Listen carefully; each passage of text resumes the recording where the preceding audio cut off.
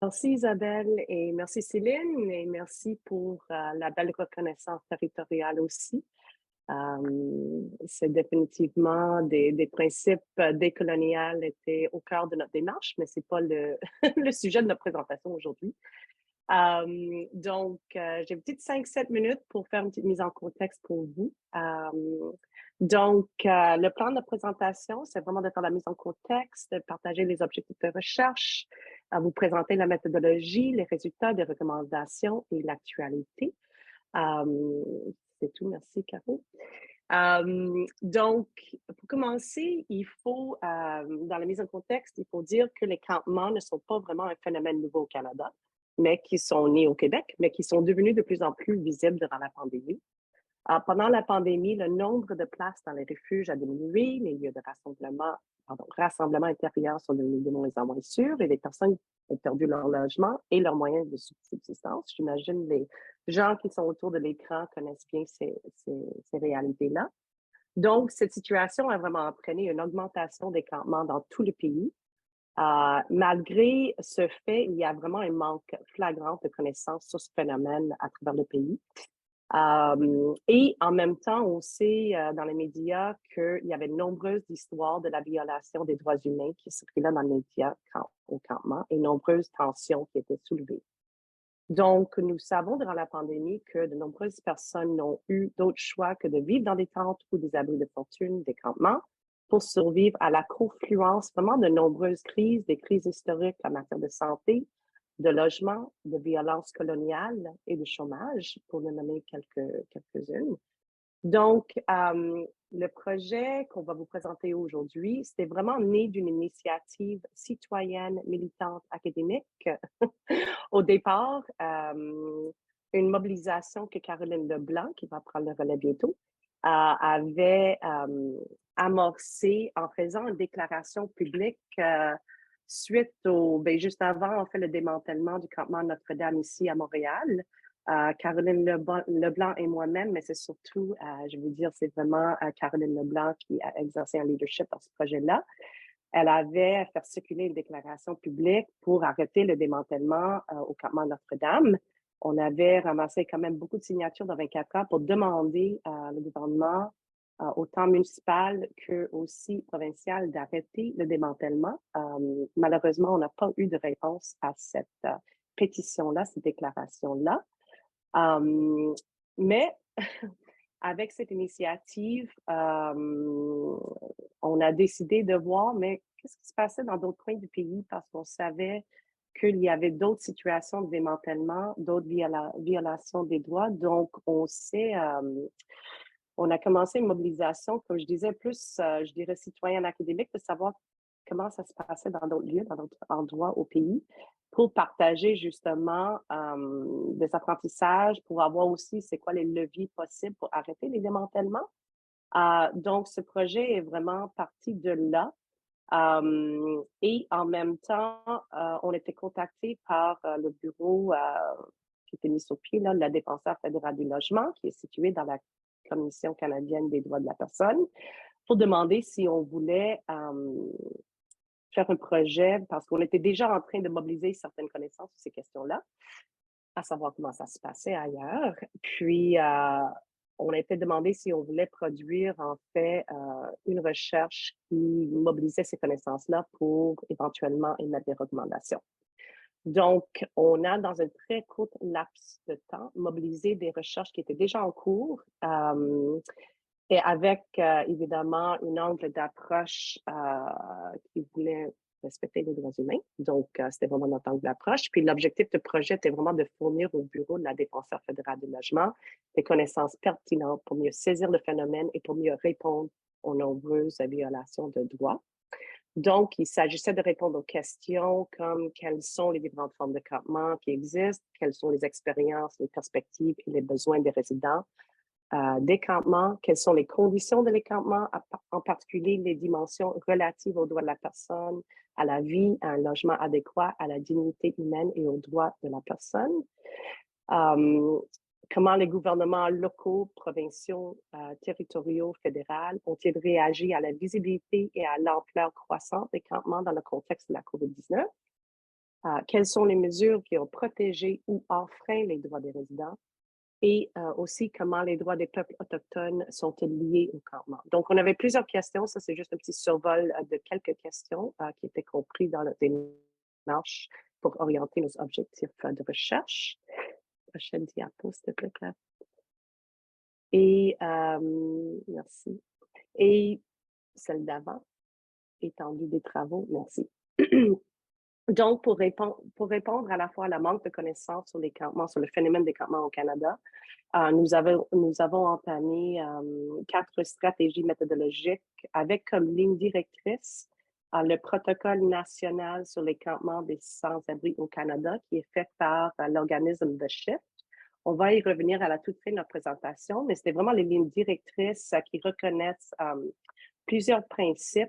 Je ne vais pas tous les nommer ici, mais grosso modo, ça reconnaît l'importance de considérer les résidents comme des détenteurs de droits, de aussi reconnaître leur engagement, que c'est important, d'interdire aussi des expulsions forcées.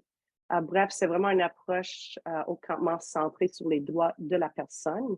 Donc, notre 4 stratégies étaient vraiment de faire une brève analyse documentaire des principales sources sur les dimensions des droits humains dans les campements, d'analyser des articles récents sur les campements dans les médias. On a aussi fait un nombre limité d'études de cas pour présenter des réponses locales. Donc, à Colombie-Britannique, on avait produit une étude de cas une étude de cas sur Prince George et de Crab Park. En Ontario, on a fait des études de cas sur Toronto et Hamilton. Puis ici au Québec, on a porté notre attention sur Montréal, Gatineau, Sherbrooke. Puis c'est ça le sujet d'aujourd'hui qu'on va rentrer plus en profondeur. Donc, prochaine diapo, s'il vous plaît. Je voulais juste aussi mentionner qu'évidemment aussi, on va faire un spotlight sur Québec, comment c'est vécu, ce qu'on a compris, ce qu'il faut faire aussi. Mais les co-chercheurs qui sont compris dans ce plus gros projet pan-canadien, ce sont vraiment tous et toutes des chercheurs très engagés. Donc, il y a Alexandra Flynn de l'Université de la Colombie-Britannique, Joe Hermer de l'Université de Toronto, qui aussi fait partie du projet Policing the Pandemic. Donc, on s'est aussi appuyé sur divers données de ce projet aussi pour le gros rapport. Il y a Caitlin Schwan qui était avant à The Shift, qui a co-dirigé, comme je disais, le protocole national sur les campements, qui est maintenant la directrice du Women's National Housing and Homelessness Network. Et il y a Esther Van Wagner de York University.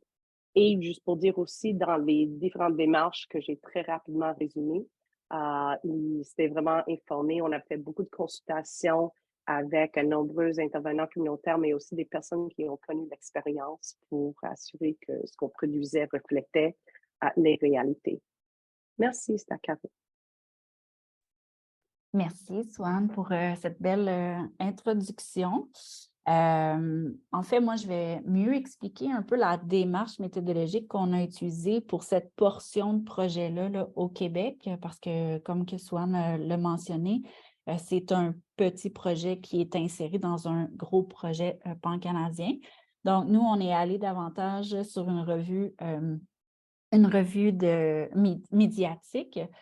Pourquoi? Parce que durant le début de la pandémie, il y avait peu de recherche qui a été menée. Donc, on trouvait que c'était un aspect qui pouvait nous permettre de vraiment bien comprendre un peu l'évolution de la réponse au campement.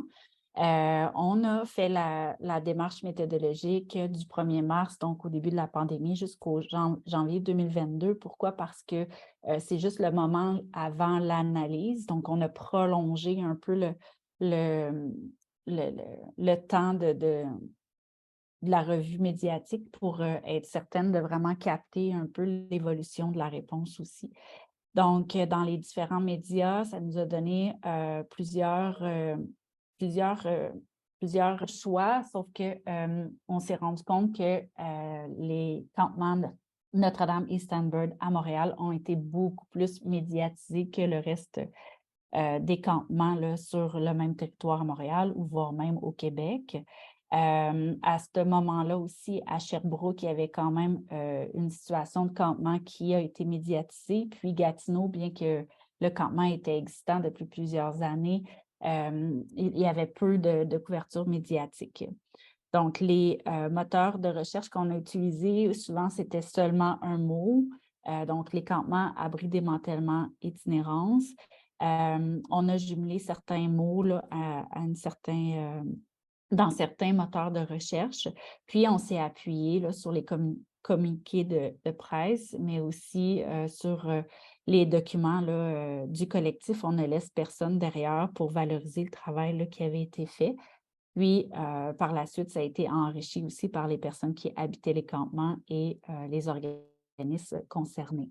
Alors, voilà, je vais prêter la parole à Émilie. Bonjour. Donc, on voit, en fait, on a remarqué à travers cette recherche que l'enjeu des campements a fait réagir beaucoup de part et d'autre et à tous les niveaux. Il y a des gens de tous les milieux qui se sont mobilisés, soit en signe de solidarité ou de protestation contre leur présence ou contre le fait que les campements soient une solution qui est jugée acceptable. L'entraide puis l'organisation et autres mobilisations ont pris différentes formes selon les moyens, les outils de chacun et chacune. Donc, je vais élaborer un peu sur les réponses proposées par les personnes concernées qui habitent la rue, les résidents et voisins de ces campements dans les quartiers concernés et par les organismes communautaires.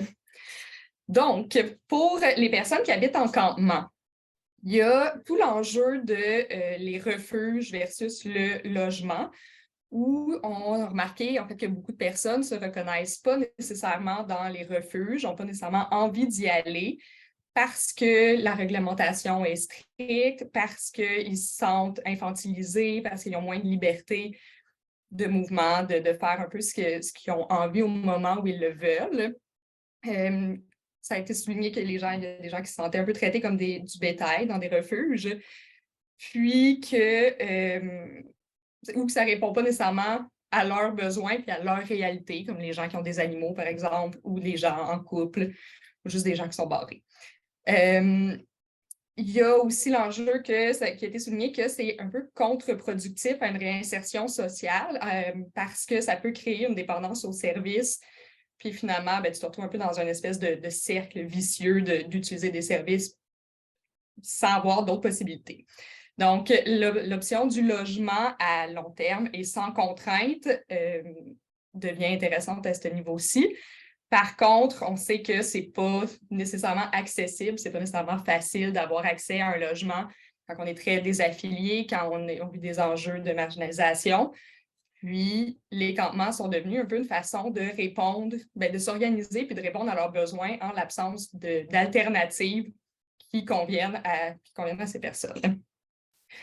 La prévention, on voit un des trucs qui ressortait beaucoup pour justifier le démantèlement des campements puis leur non-tolérance, c'est les enjeux de sécurité, de salubrité, etc.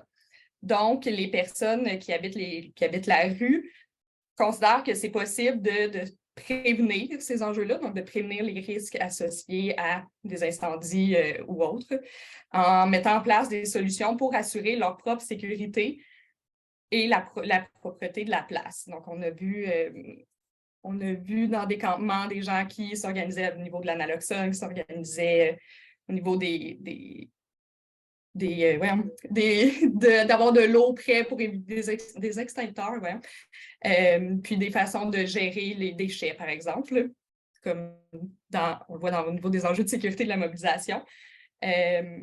Les gens ont été chercher des dons, se sont organisés justement pour éviter que ça dégénère et que ça représente un risque pour la sécurité.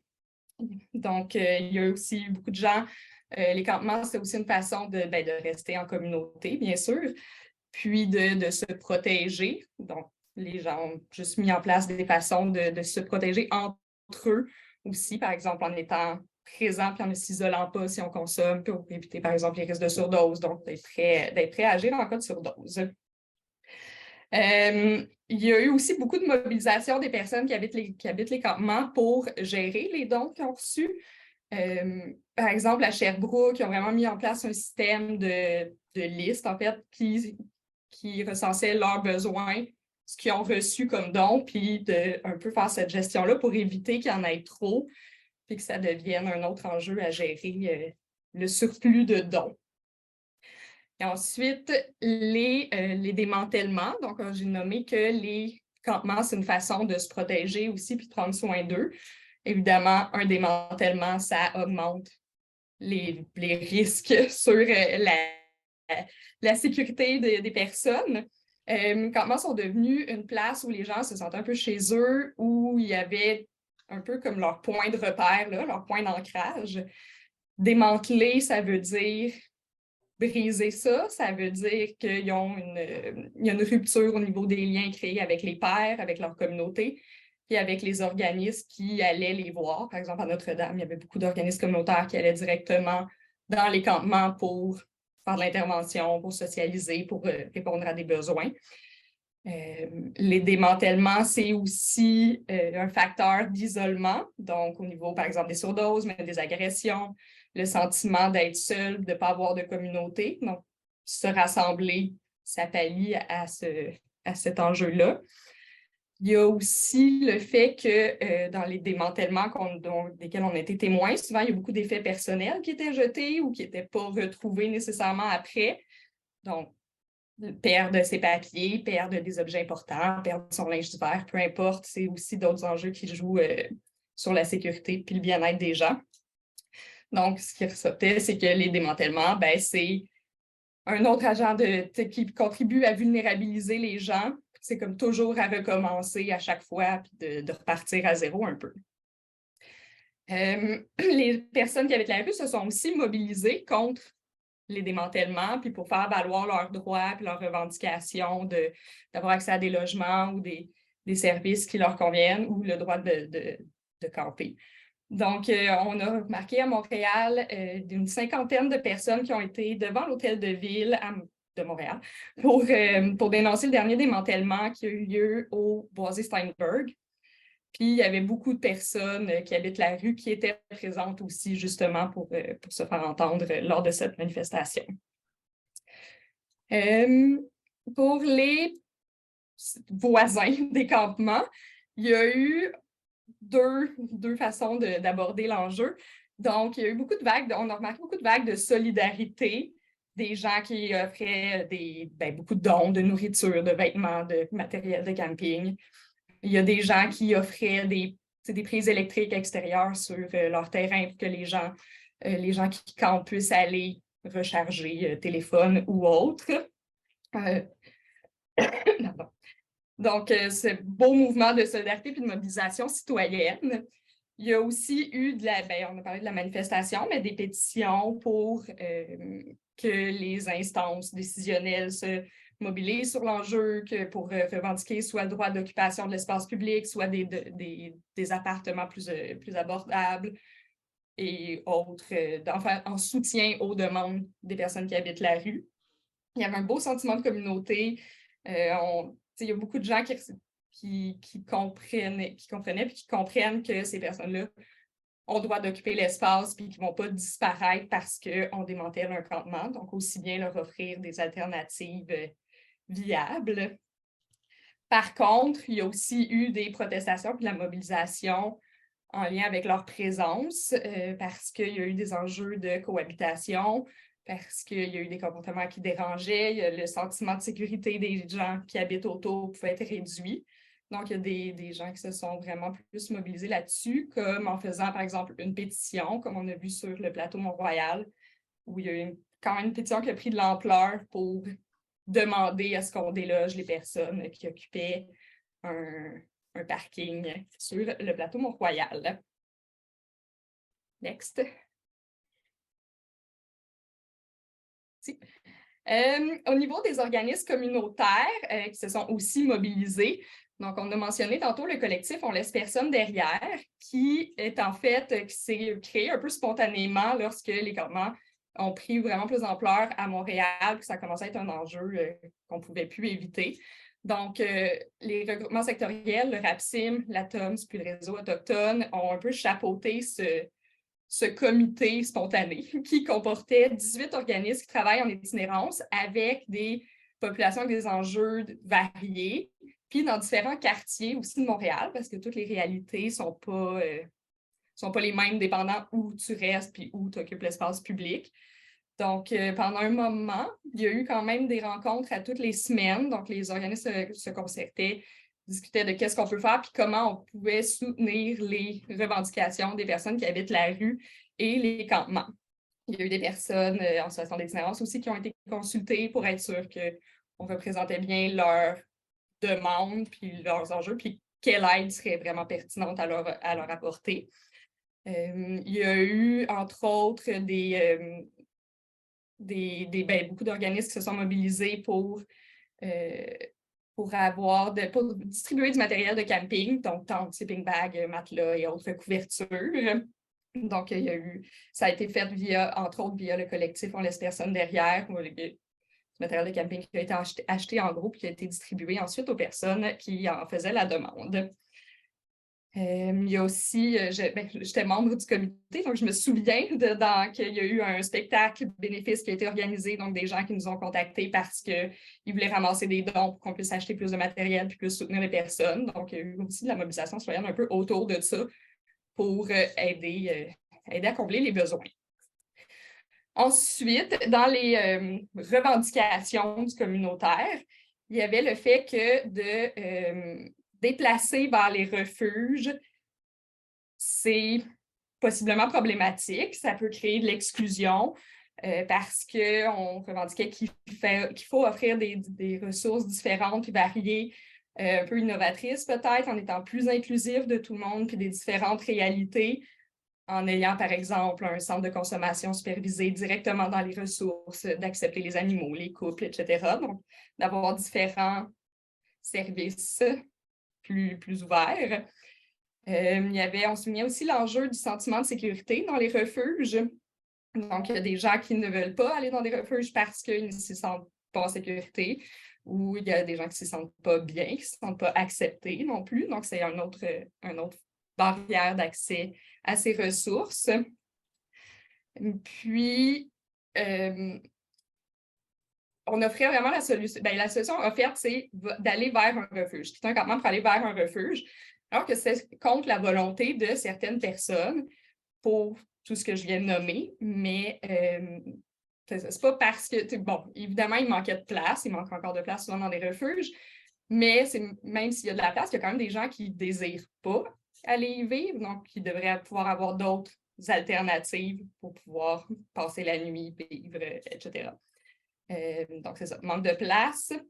Comme on a vu, par exemple, à Sherbrooke, où le refuge en itinérance ne pouvait pas combler tous les besoins, où il y a eu des fermetures de services dans différents organismes aussi. Donc, des fois, être en équipe réduite, à service réduit, ça crée ou encore de l'exclusion pour les personnes qui voudraient, par exemple, avoir accès à ces ressources.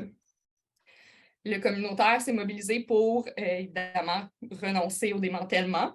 Donc, il y a eu des lettres ouvertes qui ont été écrites, des représentations au niveau plus politique qui ont été faites par les organismes communautaires parce que l'approche répressive qui est un peu mise de l'avant n'est pas une solution, puis ça met à risque la santé des personnes qui habitent en campement. Donc, j'ai dit tantôt, l'enjeu d'isoler les personnes, des éloigner, c'est aussi un obstacle pour les organismes communautaires parce que, bon, c'est aussi si les gens sont accompagnés pour faire des démarches, c'est à refaire encore, c'est contre-productif. C'est difficile de retrouver les gens avec qui on est en lien lorsqu'ils ne sont jamais aux mêmes endroits, s'ils sont déplacés de leur quartier où ils ont tout leur réseau, leur filet de sécurité un peu. Bon, après, on ne les retrouve plus, donc enjeu au niveau de l'intervention, du maintien et de la création du lien. Campement versus logement. Les organismes communautaires reconnaissent que les campements ne sont pas, que ça ne remplace pas d'autres types d'hébergement ou de logement. C'est une façon d'assurer une stabilité en l'absence de d'autres alternatives. Mais puis c'est la solution vers laquelle les gens ont décidé de se tourner. Donc, c'est important d'appuyer ça parce que ça vient des besoins des personnes concernées directement, puis c'est important de le mettre de l'avant en l'absence d'autres options. Évidemment, il y avait aussi toutes les revendications d'avoir accès à du logement abordable, rapidement, accessible à tous et à toutes, plus facilement, parce que c'est évidemment un gros enjeu, surtout avec la crise du logement qu'on connaît en ce moment. J'ai parlé dans sensibilisation et soutien. J'ai parlé un peu de la campagne de dons qu'il y a eu. Donc, les organismes se sont mobilisés pour aller, j'ai nommé qu'il y a des organismes qui allaient dans les campements, donc qui allaient rejoindre les gens directement là où ils étaient pour faire de l'intervention, distribuer matériel de camping d'hiver et autres nourriture et autres trucs desquels ils pouvaient avoir besoin. Donc, du matériel qui a été récupéré via le collectif On laisse personne derrière ou autre. Il y a des organismes qui se sont juste organisés entre eux aussi pour se procurer ce matériel-là. Il y a eu un dépliant informatif sur la réduction des méfaits qui a été fait aussi, puis qui a été distribué pour réduire les risques, puis juste sécuriser un peu les endroits, donner de l'information aux gens dans les campements, mais aux gens autour aussi. Donc, ça, distribution de naloxone, évidemment, et autres interventions sur les risques de feu ou d'enjeux de cohabitation aussi pour faciliter la vie de quartier. Les organismes ont aussi revendiqué des conditions décentes, des conditions de vie décentes dans les campements, en réclamant, par exemple, une gestion des déchets, des installations sanitaires, de l'aide alimentaire, entre autres. Au début, à Montréal, il y a certains arrondissements qui l'ont offert, donc ça a été un peu inégal dans cette gestion à travers la ville. D'autres fois, c'est des citoyens vraiment qui ont été répondre à ces besoins-là. Sauf que les organismes communautaires considèrent que c'est un peu des demandes de base puis que ça devrait être juste uniformisé puis que tout le monde devrait avoir accès à un endroit salubre et sécuritaire. Donc, il y a eu des propositions qui ont été faites de moyens pour pallier à ces manques-là. Ça faisait partie des revendications du communautaire. Puis ça aurait aussi facilité probablement la cohabitation avec tout le monde qui reste autour. Puis finalement, on souligne que les campements, les tentes, c'est pas juste une tente, il y a des humains qui restent dedans, c'est le chez-soi de personnes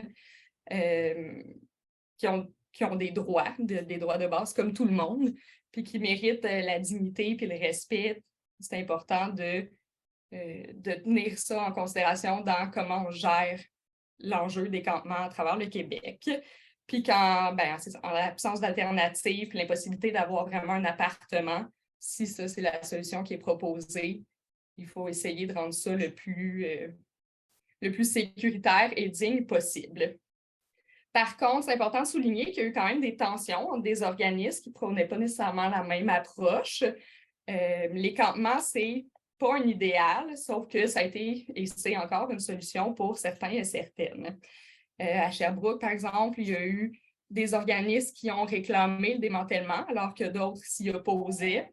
Donc, la gestion des enjeux de sécurité puis d'accès à des ressources habitées pour aider les personnes qui habitent la rue ont un peu créé des tensions entre même les organismes qui ne s'entendent pas sur est-ce que laisser les gens rester en campement, c'est mieux que de les démanteler puis de les amener vers des ressources. Donc, différentes perceptions et différentes approches. Il y a des organismes qui reconnaissaient que les gens étaient capables de répondre à leurs besoins en campement, alors que d'autres considéraient qu'il y avait des manquements et que ça serait mieux d'avoir accès à des ressources un peu spécialisées pour ça. Donc, voilà, c'est tout. Laurie? Oui, merci Émilie pour ta présentation. Bonjour tout le monde. Moi, je vais davantage m'attarder sur la réponse politique en fait au campement et également vous présenter les recommandations qui émergent de tout ça. J'ai tendance à parler vite. Si jamais je parle trop vite, n'hésitez pas à le signaler dans le chat et on me fera signe de ralentir le début. Au niveau de la réponse politique, on l'a vu, hein, le phénomène des campements est loin d'être nouveau, mais il a pris un tournant davantage politique à Montréal durant la pandémie, notamment en raison de sa visibilité croissante, dont sa visibilité médiatique et du manque criant de réponses adaptées. Alors, Montréal a été un épicentre de tensions politiques, de tensions médiatiques, à l'instar de Gatineau. Mais notre revue de presse nous a davantage écuyés sur les réponses montréalaises qui vous seront présentées dans cette partie. Réduction et manque de ressources. On rappelle encore une fois le contexte pandémique où les ressources ont diminué leur capacité d'accueil pour s'adapter aux mesures Covid, avec en parallèle, comme Swan l'a mentionné tantôt, des personnes qui ont perdu leur emploi, leur logement et qui se retrouvent pour la première fois en situation d'itinérance. Il y a des ressources temporaires qui ont été ouvertes, mais elles n'étaient pas nécessairement adaptées aux besoins des personnes. Au printemps 2020, on voit la fermeture des hébergements temporaires. L'opposition dénonce l'action de la mairesse, demande un moratoire sur la fermeture hâtive de ces ressources. Et la ville de Montréal nie le lien entre les fermetures et l'émergence du campement Notre-Dame, considérant que les personnes en campement sont celles qui habitaient déjà la rue. Selon Leilani Farah, qui est rapporteuse spéciale des Nations Unies sur le logement convenable, la ville a instauré plusieurs refuges, mais en les instaurant, elle n'a pas pris le temps en fait de consulter les personnes qui habitent dans les campements et ces refuges-là ne répondaient pas aux besoins d'un certain nombre de personnes en situation d'itinérance. Elle considère aussi que si la ville l'avait fait, elle aurait réalisé que ces refuges temporaires-là n'étaient pas la solution. Finalement, en mai 2021, la ville de Montréal reconnaît qu'un lien en refuge n'est pas suffisant et que la solution passe pas par le fait de déplacer les personnes d'une place temporaire vers un autre lieu qui est tout aussi précaire. Elle reste cependant opposée à l'établissement de campements. L'approche communautaire versus l'approche coercitive fait que pendant toute cette période, on observe que la ville oscille constamment entre une certaine tolérance envers les campements, favorisant une approche collaborative, puis à une approche qualifiée de bulldozer, face à l'urgence d'agir rapidement. On voit comme un fil conducteur aussi à travers tout ça, qui est la détermination de voir les campements disparaître de l'espace public, qui a été renforcée en fait à la suite de la sortie de Lionel Carman, ministre délégué à la santé dans les médias, qui annonce en avril 2021 que le gouvernement veut éviter les campements. La sécurité publique, elle intervient sur des sites où il y a des enjeux, comme dans les cas de cohabitation sociale, fait que Émilie l'a mentionné tantôt, par exemple la pétition pour déloger les personnes en campement sur le plateau Mont-Royal. Sur les questions de sécurité, la sécurité publique intervient aussi dans les cas de santé, de salubrité, de criminalité, de surdose et dans les espaces où les campements prennent de l'ampleur, deviennent plus permanents et où ils ont davantage de visibilité médiatique. Alors, l'opération Mise à l'abri solidaire, qui a été une initiative qui a été lancée pour convaincre les personnes en campement à travers la ville de quitter de façon volontaire, en leur proposant d'entreposer leurs effets personnels. Fait derrière cette proposition-là, il y a la volonté de voir disparaître les campements, avec pour les personnes présentes en campement toujours la possibilité d'un démantèlement. Et puis, les personnes qui ont opté pour cette option ont fait des signalements aussi d'avoir perdu leurs effets personnels, beaucoup de leurs effets personnels. Tolérance versus démantèlement. Alors, c'est ça, dans certains contextes, les campements sont tolérés. Avec toujours la menace du démantèlement comme une épée de Damoclès au-dessus de la tête. Il y a la crainte, en fait, parmi les personnes en campement de ne pas être présentes quand le démantèlement arrivera, de perdre leurs effets personnels, de se désorganiser, de perdre leur lieu d'habitation, leur réseau de solidarité qui s'est créé autour. Puis la possibilité, en fait, d'un démantèlement amène les habitants des campements à vivre un stress permanent. On signalera aussi le coût exorbitant des démantèlements. Si on prend l'exemple du démantèlement du campement Notre-Dame, ça a coûté 232 475 000 $. Fait que, bon, on se rappellera la présence de la police montée, de l'escouade anti-émeute, les 250 policiers en voiture, en vélo et l'hélicoptère qui était présent. Dans ces coûts-là, on n'a pas pris en considération les ressources communautaires qui ont été mobilisées pour accompagner les personnes et assurer leur suivi, ainsi que l'impact des traumas sur les personnes qui se sont faites démanteler. Alors, on remarque aussi une différence de perception entre le calme et la violence. Pour les décideurs, il y a une version que les opérations se passent dans le calme. Mais cette version-là néglige en fait le vécu des personnes démantelées, le stress induit par le démantèlement, toutes les conséquences dans le fond qui sont laissées sur les personnes. Bon, c'est ça, par exemple, le campement Notre-Dame, encore une fois, la ville avait mentionné que les opérations s'étaient déroulées dans le calme. Et puis le communautaire, à l'inverse, déclare avoir vu les personnes bouleversées de perdre ce qu'ils considèrent comme leur maison, d'être en état de choc face à la violence de l'opération, puis du déploiement disproportionné, en fait, par rapport aux personnes présentes en campement. Alors la tolérance zéro, depuis la visibilité médiatique des campements Notre-Dame et Steinberg, la pression à l'établissement d'un nouveau campement, puis la répression qui s'ensuivent sont plus fortes. On a vu plus récemment, l'ouverture d'un poste d'agent de liaison en itinérance à l'été 2022, qui consiste en fait à coordonner les démantèlements sur tout le territoire montréalais et ce poste, a par ailleurs été comblé. Alors la mobilisation de l'enjeu des campements en campagne électorale, alors c'est ça, on a vu dans toute la période qu'on a analysé les campements ont été une façon pour les différents candidats de se positionner. Le campement Steinberg a émergé en pleine campagne en mai 2021, a vu la visite de l'ancien maire, nouveau candidat à la mairie de Nicodère, qui a promis en fait, des nouvelles places en maison de chambre. Ça a été largement couvert médiatiquement. Puis à l'inverse, la ville de Montréal qui, maintenait qu'elle voulait plus de campements, sur son territoire en mettant de l'avant la question de la sécurité. L'inaction fait qu'à cette époque-là, pendant la pandémie, on a vu un manque de solutions satisfaisantes, notamment des gouvernements provinciaux et fédéraux qui étaient encore en renégociation de l'entente, Canada-Québec, sur le logement, notamment le logement social. Puis, à la même période, le gouvernement québécois qui a nié la crise du logement, à Montréal.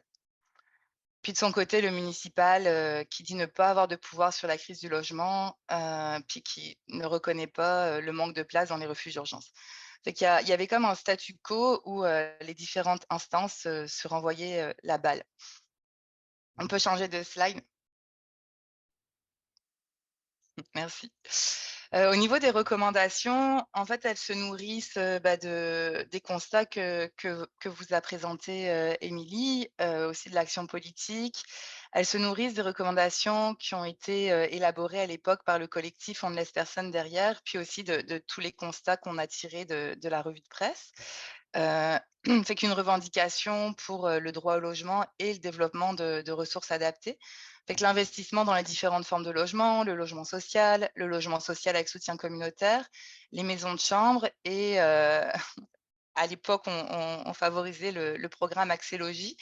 On sait maintenant que, il sera délaissé au profit du programme d'habitation abordable du Québec. Il y a une, revendication pour rendre les ressources accessibles, fait que la mise en place d'hébergements à haut seuil de tolérance, fait qu'ils s'adaptent aux besoins des personnes, qui souhaitent y avoir recours, fait que les wet services, les programmes de consommation d'alcool, des sites de consommation supervisés et de prévention des surdoses au sein des ressources d'hébergement, de valoriser, de considérer la présence de l'animal au sein d'une ressource, de développer des ressources d'hébergement 24 heures sur 24, 7 jours sur 7, sans contrainte d'horaire, et puis que les intervenants soient formés à ce type d'approche, comprennent les réalités en fait de l'itinérance, puis notamment l'approche de réduction des méfaits. Pour les personnes, pour les femmes et les personnes LGBTQ+, une demande de ressources en fait qui soient adaptées. des intervenants formés à ces réalités spécifiques dans les ressources pour réduire les possibles agressions, les traumas aussi qui sont vécus, puis d'adapter les ressources d'hébergement existantes en développant des endroits non mixtes ou en étage qui puissent être réservés aux femmes. On a vu aussi pendant la pandémie des enjeux inquiétants par rapport à l'itinérance jeunesse, fait qu'on recommande d'investir davantage les services destinés aux jeunes en situation d'itinérance pour prévenir l'itinérance chronique, de développer des ressources d'hébergement jeunesse à haut seuil de tolérance, puis de réduire au maximum les mesures d'exclusion dans les ressources existantes, et puis d'offrir plus de soutien psychosocial. Concernant les communautés autochtones, on recommande d'être à l'écoute des besoins, des solutions énoncées par les communautés autochtones, afin qu'elles aient l'autonomie nécessaire pour développer des services, incluant des services d'hébergement culturellement et socialement adaptés, puis que les institutions œuvrent de concert avec les communautés autochtones pour développer des ressources qui émergent de la communauté et répondent aux besoins de la communauté. Une tolérance nécessaire, de reconnaître que les campements peuvent constituer une solution nécessaire en contexte de crise, que ce soit la crise du logement, crise de santé comme la Covid, mais aussi de crise de vie, comme lorsque les personnes sont dans l'incapacité d'occuper un logement. Reconnaître qu'habiter un abri de fortune, si pour la personne, c'est ce qui ressemble le plus à un chez-soi, et à une vie digne et autonome, de laisser en fait, cette possibilité-là d'habitation. Et puis de permettre, l'installation, le respect des abris de fortune dans l'ensemble des municipalités touchées par ce phénomène, puis que les administrations municipales se positionnent clairement, en faveur de cette tolérance-là, puis s'assurent de fournir les services, les ressources nécessaires. Fait que les collectes de déchets, accès à l'eau, à la chaleur, des toilettes, et cetera. Émilie l'avait bien démontré dans sa partie, tout ce qui, est de l'existence d'un réseau de solidarité, d'appartenance, de lien, en fait, aussi avec le communautaire, autour. Fait que de favoriser l'accompagnement plutôt que l'utilisation de la répression, de cesser de judiciariser, de criminaliser les personnes qui habitent en campement, puis de reconnaître leur droit d'occuper l'espace public, de créer des processus de consultation, participation des personnes aux décisions qui les concernent, de favoriser l'accompagnement si les personnes le souhaitent, évidemment, puis notamment en finançant adéquatement et de manière récurrente les organismes qui offrent cette forme d'intervention, de valoriser l'expertise des pairs en intervention, c'est-à-dire celles et ceux qui ont vécu ou qui vivent cette réalité. Il y a aussi beaucoup d'arguments, pour démanteler les campements qui reposaient sur, des enjeux de sécurité. Fait que par rapport à ça, on favorise, l'autonomisation des personnes qui habitent en campement, proposer des ateliers sur comment réduire les risques d'incendie, d'hypothermie, d'engelure, de surdose, puis de mettre à disposition le matériel sécuritaire, puis les informations en fait, sur les droits et les responsabilités. Et de mettre en valeur, les forces, accompagner les personnes si elles le souhaitent, dans le développement de leurs capacités pour favoriser leur autonomie et améliorer leurs conditions de vie et de santé. Puis en collaboration et respect des droits, voilà, d'approcher les personnes qui habitent en campement dans le respect de leur dignité, de leur autonomie, de leur autodétermination, puis de prendre en considération les différents visages de l'itinérance. Fait que développer des réponses multiples, adaptées, locales, en concertation avec les personnes concernées. Et tout ça, à l'échelle du Québec pour décentraliser, les ressources, puis, réduire le déracinement des personnes, en situation d'itinérance de leur milieu. C'est fini de mon côté. Est-ce que tu présentes Oui, les oui, principes? désolée, j'avais un enfant qui arrivait à la maison qui me Oh. disait coucou. Désolée. La vie à distance. Donc, comme j'avais dit au départ, on s'est inspiré du protocole qui était développé par le SHIFT, qui fait la promotion de droit au logement, puis de respect des droits humains. Donc, c'était les principes qui dirigeaient notre travail. Donc, de reconnaître, j'avais dit à peu près des éléments comme ça au départ, là, de reconnaître les résidents comme des détenteurs de droits, de veiller à leur participation réelle, active à l'engagement, que c'est important, d'interdire des expulsions forcées, d'explorer toutes les alternatives viables à l'expulsion, aussi de veiller que les campements répondent aux besoins fondamentaux des résidents dans le respect des droits de l'homme. Ça veut dire que parfois, tu sais, il y a des campements, il y a plusieurs campements qui n'ont pas d'eau courante ou d'accès aux toilettes. Puis on a vu différentes municipalités qui ont en fait presque, je dirais, interdit la livraison des toilettes chimiques et des choses comme ça. Là, je ne parle pas juste du Québec, mais à travers le pays. Donc, on a vu quand même des exemples où les municipalités ont vraiment rendu presque impossible le vivre ensemble des campements. Donc, voilà, ce sont des principes qui étaient développés dans le protocole national.